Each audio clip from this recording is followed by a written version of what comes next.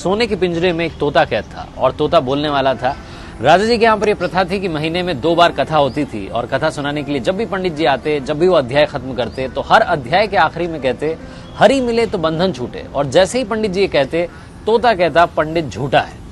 और जैसे ही तोता ये कहता पंडित जी के लिए सिचुएशन अजीब हो जाती, हर बार एम्बैरेसिंग सिचुएशन हो जाती। 2-3 बार तो चल गया, लेकिन पंडित जी को लगा कि तोता मानने वाला नहीं। पंडित जी अपने गुरु के पास गए और गुरु जी को बताया कि वहां पर जब राजा के यहाँ पर कथा सुनाता हूं और कहता हूं कि हरि मिले तो बंधन छूटे, तो तोता कहता है कि पंडित झूठा है। ये तोता पंडित झूठा है बार बार क्यों कहता है? तो गुरु जी ने कहा कि चलते हैं, चल करके तोते से बात करते हैं। गुरु जी पंडित जी के साथ में तोते के पास पहुंचे और तोते से पूछा कि भैया बात क्या है?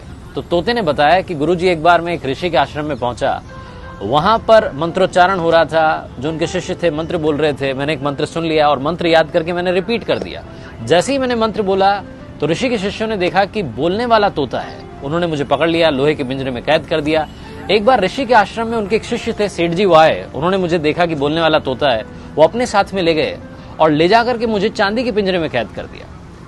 एक बार राजा जी के यहाँ पर दावत थी तो सेठ जी ने सोचा कि क्या गिफ्ट दिया जाए। फिर उन्हें मेरी याद आई, उन्हें लगा कि इससे महंगा कोई गिफ्ट नहीं हो सकता। वो मुझे लेकर के गए और राजा को भेंट कर दिया। रानी को मैं बड़ा पसंद आया और मुझे सोने के पिंजरे में कैद करवा दिया। कुल मिलाकर के रहा मैं पिंजरे में ही, मेरा पिंजरा नहीं छूटा।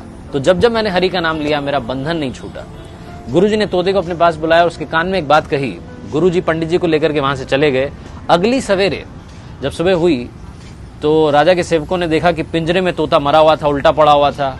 उन्हें बड़ी चिंता हुई और राजा को बुलाने गए। पिंजरे का गेट खोला और जैसे ही गेट खोला तोता उड़ गया और उड़ते उड़ते बोला गुरु मिले तो बंधन छूटे। इस लाइफ में सही गाइडेंस का होना बहुत जरूरी है। आप किससे सलाह ले रहे हैं बहुत जरूरी है।